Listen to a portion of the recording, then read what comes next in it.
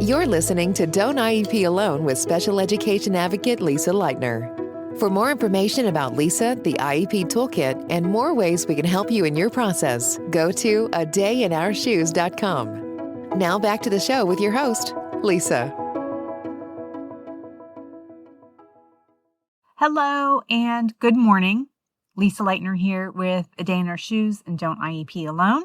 Thank you for tuning in. Today is going to be a bit of a repeat because I am getting a lot of the same questions about kids, and I'm looking at my calendar. It's April, so yes, it is common for this to keep coming up during this time of year. What am I talking about? Behavior and FBAs and BIPs, which is Behavior Improvement Plan. FBA stands for Functional Behavior Assessment, all that. So let's get into it.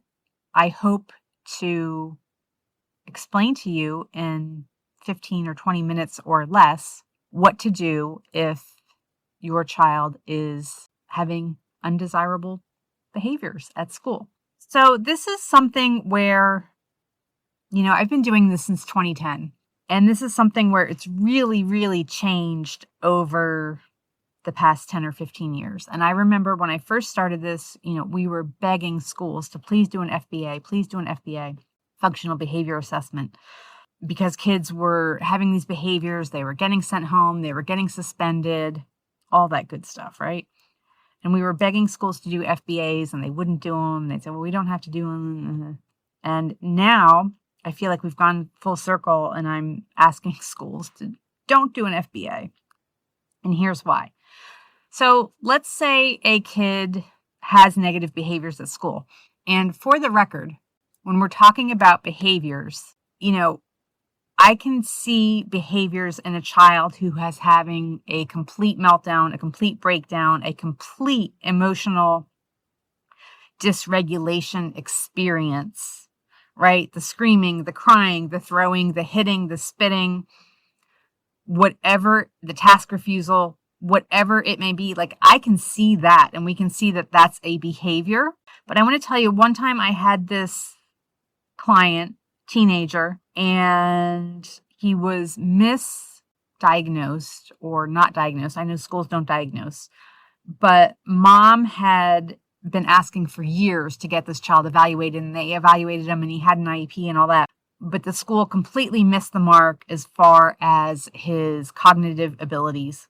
And so he was sleeping a lot in class, in school, in high school. And we were sitting at the IEP meeting and talking about the sleeping in class. And I don't know whether to laugh or cry even all these years later, but I remember we were talking about it, and I said to one of the teachers, people at the IEP table, well, how often is he sleeping in class? Because first of all, let me back up. He had, behaviors is a special factor in IEPs. So on an IEP, on that one page under special factors, it says, does the child have behaviors that impede his learning, his or her learning, or that of others, right? And this kid's box was no, he didn't have any behaviors.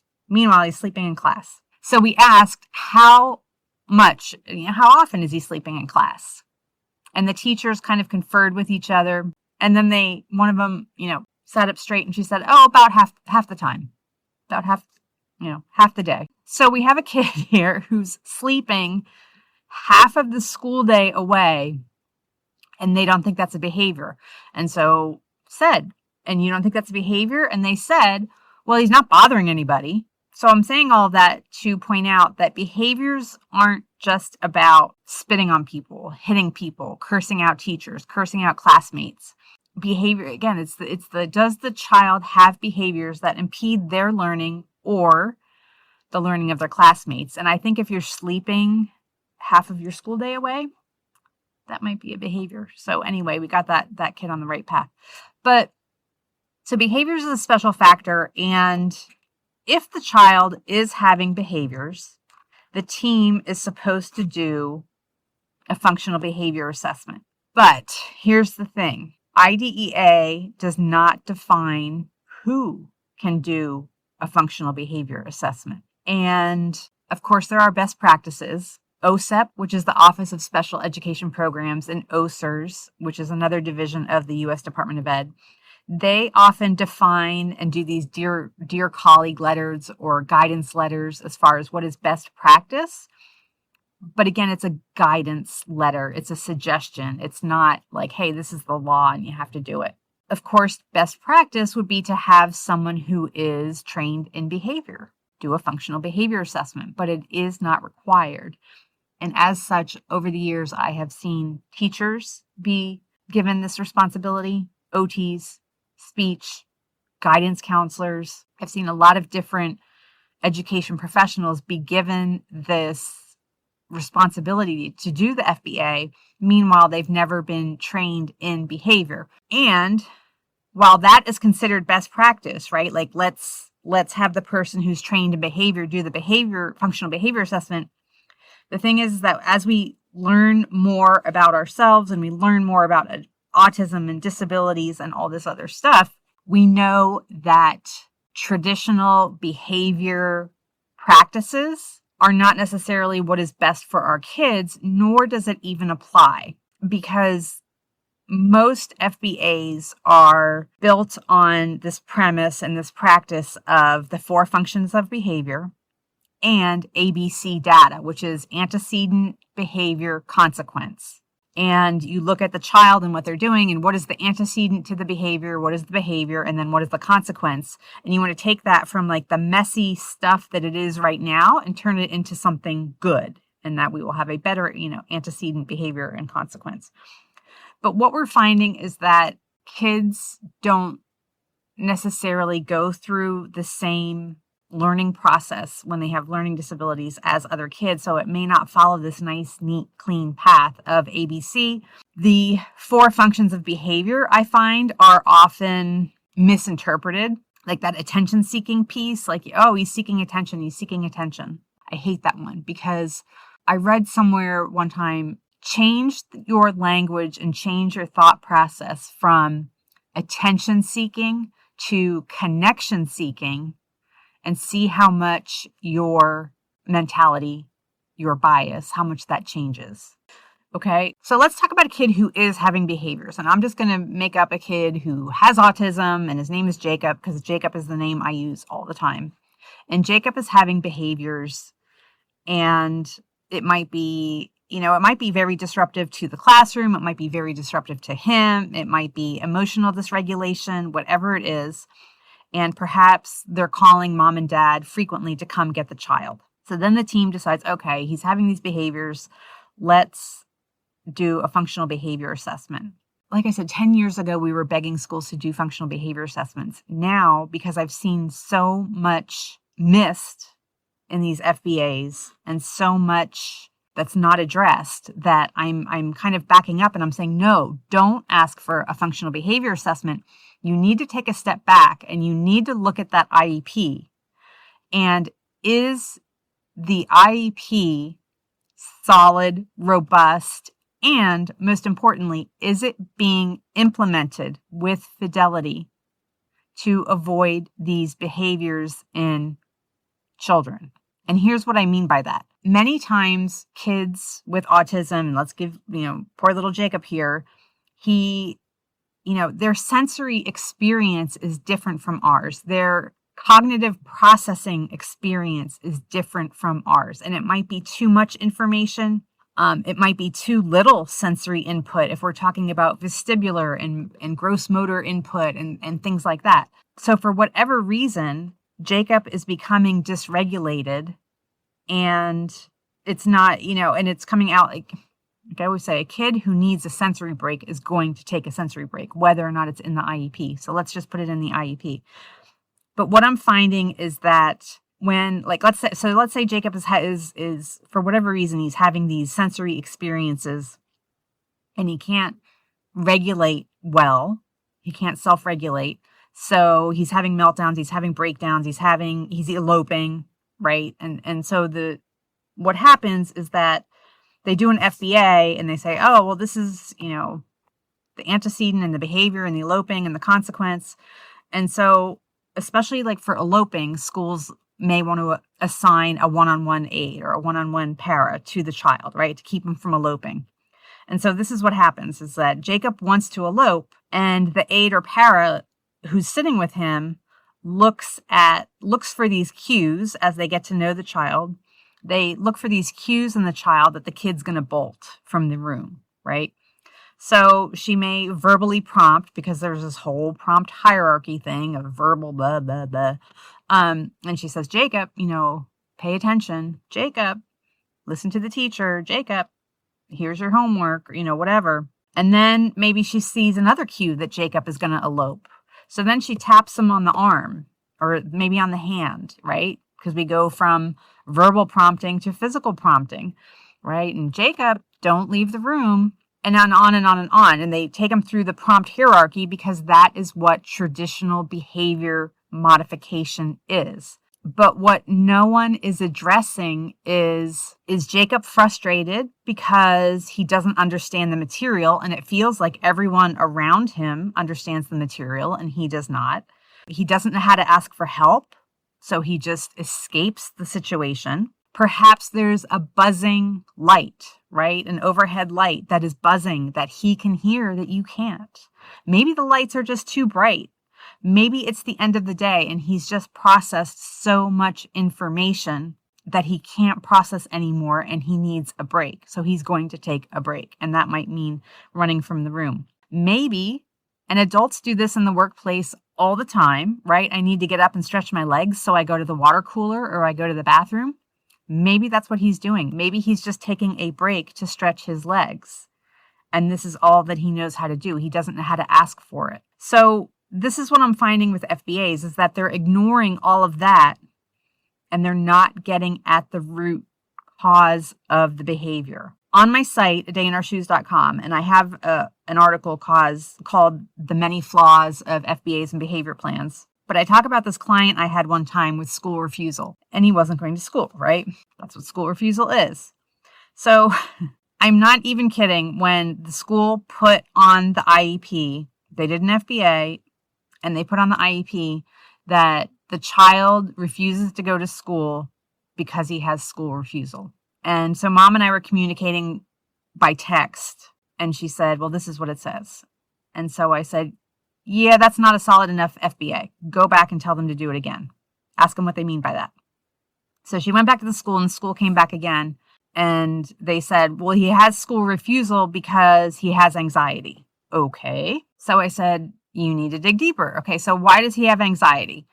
And she came back, went back to the school, came back, and the answer was, well, he has school refusal and anxiety because he doesn't want to be away from mom. At this point, I'm ready to lose it, because this is what IEP teams are not getting. Sometimes. Not bashing schools. They didn't dig deep enough and say, what is mom providing at home for this child that the child is not getting at school?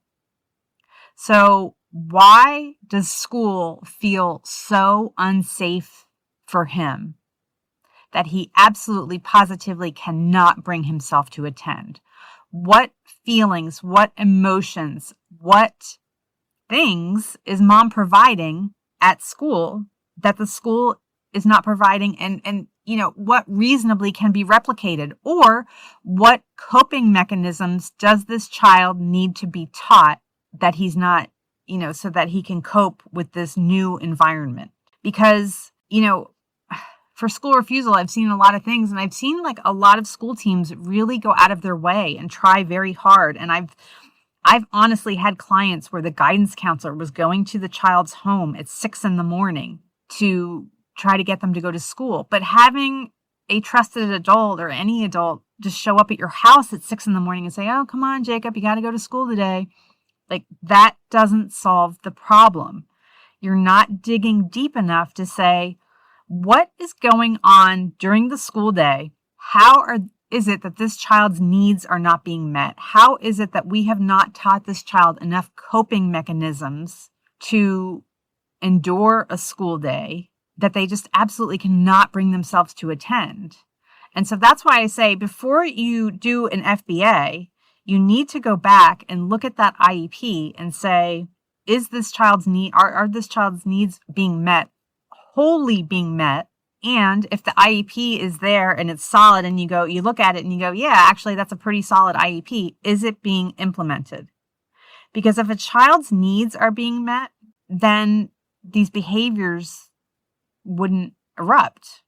And so many behaviors happen because the child's needs are not met, right? The old Ross Greene saying, kids do well when they can. And when we put demands on kids that they cannot meet, that's when the behaviors erupt. And so whether that looks like running and screaming out of the room or completely shutting down and falling asleep, it can be all over the place. If you're completely overwhelmed and you just shut down, that's what you do. I remember one time we took my son, he was a preschooler at the time, maybe in a primary grade, like 5, 7, I don't know, he was young. We went to these like all-inclusive places that my parents invited us to, and it had this giant dining hall where everybody like sits, and it's literally hundreds of families. It's a family resort, so a lot of kids, a lot of noise. And you sit at a big table, and depending on the size of your group, you sit with people you don't know and all that. So we're in this giant dining hall for our meals, and pretty consistently, it got to where I would just take food back to the room for him because Kevin was just consistently falling asleep at the table. And the wait staff, others at our table, whatever, they would joke, oh, ha, ha, ha, you must have really worn him out. He must have done too much swimming. You must have done too much this because he's so tired. That wasn't it. What it was that this was just so much information for him to process, the noise, the sights, the everything for him. It was new, it was different, and he was a little kid trying to process all this information that he just completely shut down and fell asleep at the table. It wasn't really about being tired. So, after that happened 2 or 3 times, we were like, okay, he can't handle this, and let's find a different situation and a different way for him to eat. And you know what? And from then on, the rest of the trip, it was fine. That's what we kind of have to do as far as adjusting kids' behavior when it comes to the classroom, right? Like relating this back to Kevin, what his dad and I could have done is kept, maybe rubbing his arm, tapping his head. Hey, Kev, wake up. It's dinner time. You have to eat. Come on, wake up. But that wouldn't have gotten to the root of the problem.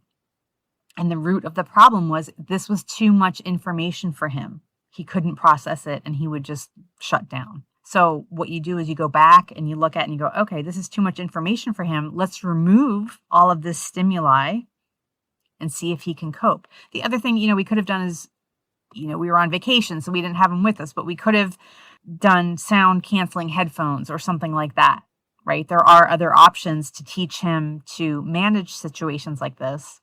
We could have asked for a table off in another room or a table in the corner where there wouldn't be as much, or we could have asked for an early meal time when there wouldn't be as many people in the dining hall, things like that. There are all kinds of things you can do when you really dig in and look at what is the problem, right? My client who was falling asleep in class, he just couldn't do it. He didn't know how to ask for help. The IEP team did not recognize his cognitive limits, did not give him the proper instruction to learn this information, and just let him sleep the day away because, hey, he's not bothering anybody, right? So look, this is more than I wanted to say about even half of this topic.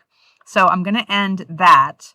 But before you ask for an FBA, please make sure that your team has addressed everything, because most behaviors erupt from unmet needs. And that's where you need to go first and make sure that every single need is being met and that the IEP is being implemented as written, if it's appropriate, before you ask for an FBA. I'll put a lot more information in the show notes for you.